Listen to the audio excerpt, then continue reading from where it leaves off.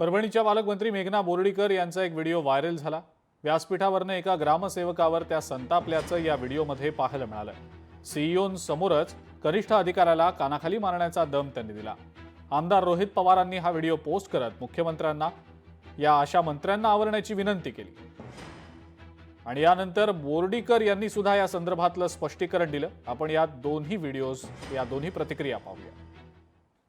किती भरपूर असं चालण्यासारखं कोणाचं काम केलं ना, याद राखी मेघना बोर्डीकरचा शब्द आहे, कानाखाली खाली लावतात, बिलकुल चालणार नाही काय असे नखरे पगार कोण देते? त्यातले चमचेगिरी बिलकुल चालणार नाही। आत्ताच्या आत्ता बडकप करून टाकील सांगते। चमचेगिरी कोणाची करायची नाही, याद राख।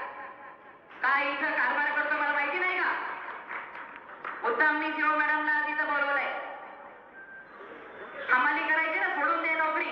हे बघा, राजकीय वाद करणारे सुद्धा कोण आहेत ते तुम्हाला माहिती आहे। कोण? रोहित पवार, जे आमदाराला नीट बोलण्याच्या कानाखाली घालेल असं पोलीस स्टेशनमध्ये जाऊन पोलीस अधिकाऱ्याला म्हणणारे रोहित पवार।